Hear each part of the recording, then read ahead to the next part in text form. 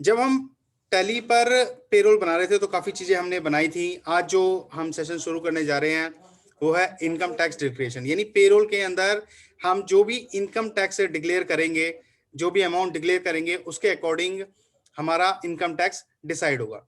तो क्या क्या चीजें हैं पहले वो देख लेते हैं। और इनकम टैक्स है क्या? As per the income tax act, while computing the taxable income, the following are deduction are from the gross salary for the employee. क्या क्या? Before conferring your income tax declaration you can set the tax regime details, यानी हमें अपनी tax की details डालनी पड़ेंगी for all employees opting a new option to regime, जो हमारा सेक्शन है, have to some of these deduction exempts. ठीक है, इन order to simplify the calculation, यानी ये सारी डिटेल्स जब आप फिल कर देते हो तो क्या होता है कि आपकी सैलरी में ऑटोमेटिकली डिडक्शन या एग्जेम्प्शन दोनों चीज बाय डिफॉल्ट ऑटोमेटिकली हो जाती है। क्लियर? अब क्या कह रहा है ये कि this means even when you declare the value of A deduction और एग्जेम्प्शन, it is not considered for tax calculation if the respective deduction or exemption is not eligible under the selection tax regime। ठीक है, यानी जो भी government ने slab आपका सोचा हुआ है, स्लैब जो भी डिक्लेयर किया हुआ है, उसी के अकॉर्डिंग आपका जो भी सैलरी में डिडक्शन होगा वो इसके अकॉर्डिंग होगा, अदरवाइज नहीं होगा। तो टैली के अंदर देखते हैं कि हम इन चीजों को कैसे इंप्लीमेंट करते हैं। अदरवाइज कौन कौन से डिडक्शंस होते हैं जो हमें टैली प्रोवाइड्स कराता है, तो इसमें मैंने कुछ डिडक्शंस बता रखे हैं आपको, जैसे कि employee tax regime, declare house rent allowance, leave travel assistants, declare transport allowance, declare children education allowance and declare hostel declaration, different. फिर साथ में आपको डिक्लेरेशन इन्वेस्टमेंट, एटीसी, एटीसीसीएफ, ये सारे डिक्लेरेशन हमें टैली में इजीली सिर्फ हमें डाटा फिल करना होता है और ये इजीली हमारे बन जाते हैं, और जो डिडक्शन है, एग्जम्पशन है, हमें आसानी से मिल जाती है। तो चलिए हम टैली में देखते हैं कि हम इन चीजों को किस तरीके से बनाते हैं और इसका क्या प्रोसेस है। चलिए, टैली में हमने प्रीवियस क्लास में यहाँ तक जितनी भी चीजें थी कि एम्प्लॉय कैटेगरी हो या ग्रुप हो या फिर एम्प्लॉय हो या यूनिट हो या अटेंडेंस हो या फिर हेड्स हो, सारे हमने बना लिए थे। तो आज हम इनकम टैक्स डिटेल्स पर जाएंगे और यहाँ पर अपना पूरा प्रोसेस करेंगे टैली का, जो भी सैलरी से रिलेटेड है। तो मैंने इनकम टैक्स पे क्लिक किया, डिक्लेरेशन आज जो परफॉर्म करेंगे, मैंने पे हेड कॉन्फ़िगरेशन कर लिया था, जिसमें आप देख सकते हैं ये कुछ बाय डिफॉल्ट भी बन जाता है। ठीक है, इसमें किसी को आपने चेंजेस करनी है तो ऑन एक्चुअल वैल्यू कर सकते हो आप, जैसे कि ओवर टाइम को एक्चुअल वैल्यू कर सकते हो। ठीक है, रिम्बर्समेंट को कर सकते हो ऑन एक्चुअल वैल्यू, अदरवाइज आप सीधा डिक्लेरेशन पर आए। ठीक है, टैली बाय डिफॉल्ट पे हेड कॉन्फ़िगरेशन कर देता है। जब आप डिक्लेरेशन पे आते हैं तो डिक्लेरेशन में सबसे पहली चीज जो आपके सामने आ रही है वो आ रही है टैक्स रिगमी के अंदर एम्प्लॉय टैक्स रिगमी। ठीक है, यानी इसका मतलब क्या होता है, define employ tax regime details. यहां पर आपकी सारी सारी डिटेल्स डाली जाती हैं। तो मैं सिंपल इसको क्लिक कर रहा हूं, मैंने इसको क्लिक किया। ठीक है, क्लिक करने के बाद आप देखेंगे यहां पर आपके पर्टिकुलर डिपार्टमेंट्स आ चुके हैं। आप चाहे तो सारे डिपार्टमेंट्स को यूज कर सकते हैं या फिर आप ऑल आइटम्स, ठीक है, जो कि आपका ऑल आइटम है, इसको क्लिक करके सारे निकाल सकते हैं। तो मैंने ये 3 किए हुए हैं। सिंपल यहां पर आपने सिर्फ पैन नंबर ऐड करना है अपना। ठीक है, और देखिए आपके सामने ये सारी चीजें बाय डिफॉल्ट बनी हुई हैं, टैक्स रिगमी बाय डिफॉल्ट बना हुआ है। क्लियर? क्योंकि हमने तो सिर्फ अभी डिटेल्स ही फिल करी थी। अब एस्केप करते हैं। जब ये डाटा फिल हो जाएगा, सेव करने के बाद इसके बाद आप आएंगे हाउस रेंट अलाउंस पर। ठीक है, आपने ये हाउस रेंट अलाउंस लिया। अब हाउस रेंट अलाउंस क्या होता है? ठीक है, details of the rent paid, I repeat, details of the rent paid और payable by the employee and place either metro or non-metro where such accommodation in situated.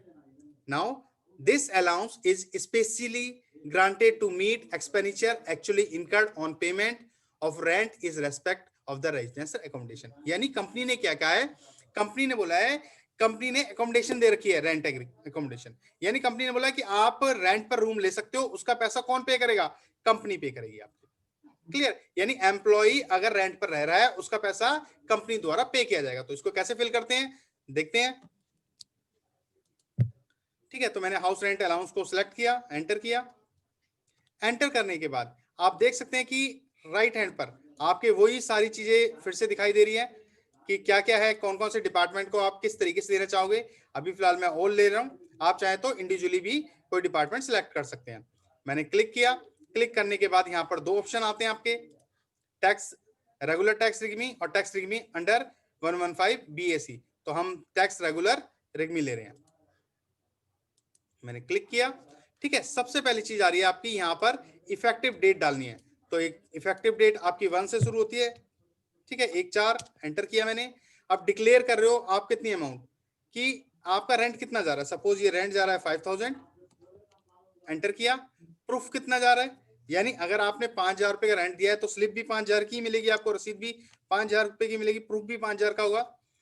अब आपको बताना है आप मेट्रो सिटी में रहते हो या नॉन मेट्रो में रहते हो। ठीक है, मेट्रो सिटी डाली, लैंडलॉर्ड का नाम कुछ भी आप डाल सकते हैं। मैंने रमन सिंह डाल दिया, एंटर। तो ये क्या है, गवर्नमेंट का है या नॉन रेजिडेंशियल है या अदर वैल्यू है। अभी मैं जस्ट अदर वैल्यू कर रहा हूँ, आपका जो भी डाटा हो उसके अकॉर्डिंग आप यहाँ पर डाल सकते हैं। अगेन 1 बाय 1 सभी का आप इस तरीके से फिल कर सकते हैं। ठीक है, तो यहाँ पर आप 1 बाय 1 सभी का फिल कर लेंगे। तो अगेन मैं एक बार फिर से फिल कर लेता हूँ ताकि आपको प्रॉपरली दिखाई दे। तो देखिए मैंने 1 बाय 1 सारा डाटा ये भर लिया है। जहां पर डिक्लेरेशन ऑफ प्रूफ मैंने सेम रखा है, मेट्रो नॉन मेट्रो और इनके लैंडलॉर्ड का नाम और अदर वैल्यू रखा है। आप अपनी अकॉर्डिंग डाल सकते हैं जो भी डाटा आपकी कंपनी आपको प्रोवाइड कराती है। एंटर करते हुए इसको सेव कर दें। तो ये था आपका हाउस रेंट अलाउंस जो कि मैंने बनाया। ठीक है, नाउ एस्केप करके फिर आता है आपका leave travel assistant. I repeat, leave travel assistant, जिसकी शॉर्टकट की एल भी है। ठीक है, और इसका डिक्लेरेशन देख लेते हैं कि क्या इसका डिक्लेरेशन बनता है। तो leave travel assistant means define exempt amount of leave travel assistant. Now it means travel concession of assistant provides in connection with proceeding on leave to any place in India। Clear, आप कहीं पर भी travel कर रहे हैं in India के अंदर, आप अपना जो भी खर्चा किया, जो भी फेयर लगा, ठीक है, और जो छुट्टियां हुई वो आप यहां से रिकवर कर सकते हैं। तो मैं क्लिक करता हूं, मैंने क्लिक किया। ठीक है, और यहाँ पर फिर से देखिए 1 बाय 1 आपकी डिटेल्स हैं, आप एक एक बंदे का इंडिविजुअली डालेंगे। मैंने आशीष को सिलेक्ट किया, पहले मैं आशीष का डाल रहा हूँ जो कि एडमिन में है। ठीक है, आशीष को मैंने लिया और यहाँ पर मैं डाल देता हूँ उसका leave travel assistant. I repeat, यहाँ पर आपने क्या डाला है, लीव ट्रेवल असिस्टेंट। क्लियर, ये आपने सिलेक्ट करना पड़ेगा। क्लियर, और कहां पर दिखाई देता है ये, जब मैं बात कर रहा था तो राइट हैंड पे ऑटोमेटिकली आ रहा था। उसके बाद मैंने जो डेट है इफेक्टिव डेट वही 1 से ही मैं स्टार्ट कर रहा हूँ, फर्स्ट 4 से। लेजर नेम आप चाहें तो लेजर नेम कोई भी डाल सकते हैं। आपने पर्टिकुलर पहले से एक लेजर बना रखा होना चाहिए, अगर नहीं बना रखा तो आप बना लें, ऑल्ट सी करें और यहाँ पर आप लेजर बना लें, लीव ट्रेवल असिस्टेंट। ठीक है, आपने एंटर किया। एंटर, इसको आप रिम्बर्स टू एम्प्लॉय कर दें, रिम्बर्स टू एम्प्लॉय वेरिएबल रखें और एंटर करते हुए सेव करते हैं। ठीक है, इस तरीके से। बट वो क्या था हमारी आपने लीव ट्रेवल्स बना लिया। इसके बाद अगर आपने ट्रांसपोर्ट अलाउंस डालना है तो वो भी आप डाल सकते हैं, चिल्ड्रन अलाउंस, एक्सपेंडिचर्स। इसके बाद सबसे जो इंपॉर्टेंट चीज आती है वो होती है इनकम डिक्लेयर्ड बाय एम्प्लॉय। ठीक है, तो आपने सिंगल एम्प्लॉय मल्टीपल कंपोनेंट यानी एक एक करके बनाना है, या फिर multiple component single multiple employ single component. तो अभी हम सिंगल एम्प्लॉय मल्टीपल कंपोनेंट बना लेते हैं। एंटर किया, जैसे कि मैंने आशीष को क्लिक किया। ठीक है, आशीष को क्लिक करने के बाद income from house property, I repeat, यहां पर आपने करना है income from house property, enter किया।